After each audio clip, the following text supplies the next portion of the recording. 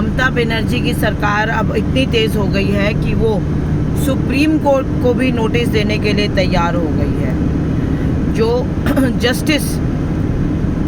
YK Chandrachud जी का जो bench है, उन्होंने कुछ क्वेश्चंस करे ममता बनर्जी से, तो वही वाले क्वेश्चंस थे जो लोगों की आवाज़ थी। तो इस तरीके से जो भी इस केस में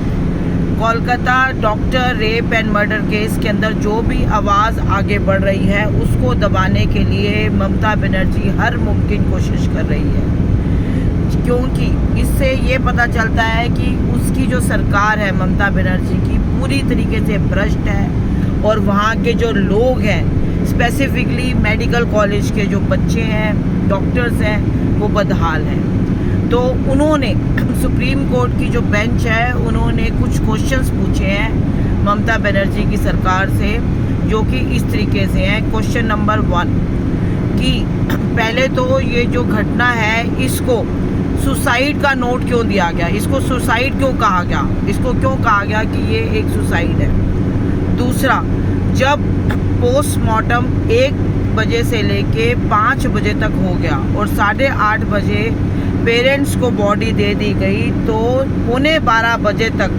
FIR क्यों नहीं की गई। ये कोर्ट ने क्वेश्चन किया है कि 11:15 बजे तक FIR क्यों नहीं की गई। और जो ममता बनर्जी के जो वकील हैं कपिल सिब्बल जी, उन्होंने कहा कि जब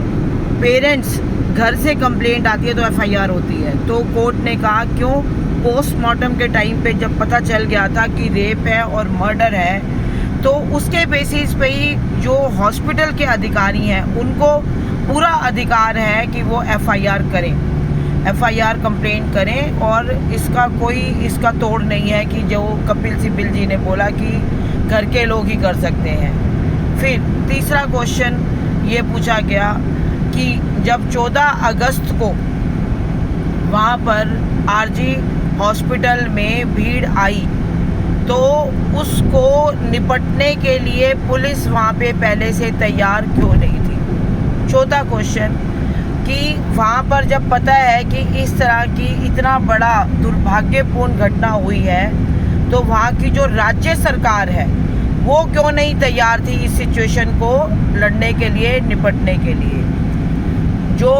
हॉस्पिटल के प्रिंसिपल है संदीप घोष,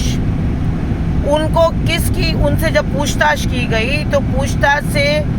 बचने के लिए और ममता बनर्जी के संरक्षण मिलने के कारण उनको दूसरे हॉस्पिटल का, बल्कि प्रमोशन देके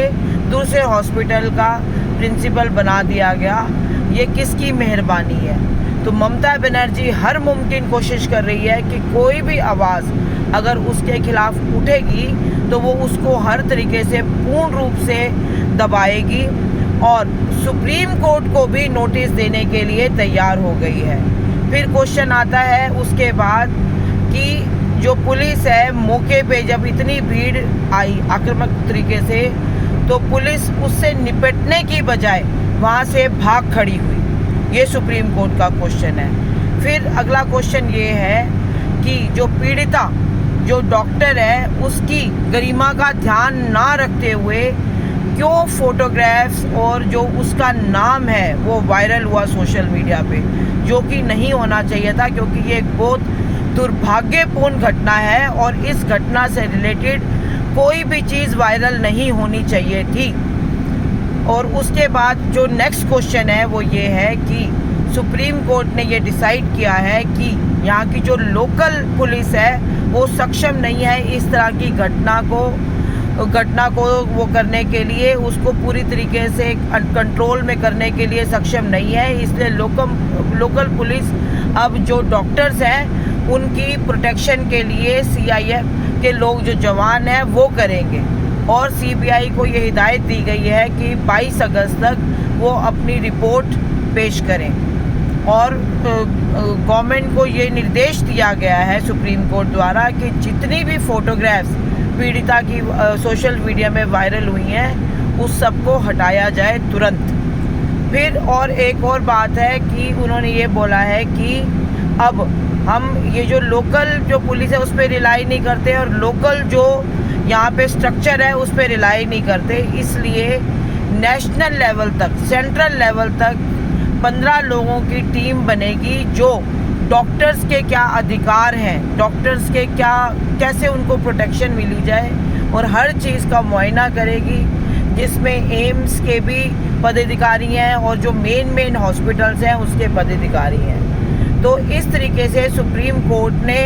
हर तरीके से ममता बनर्जी की सरकार पर शिकंजा कसा है ताकि इस तरह की घटना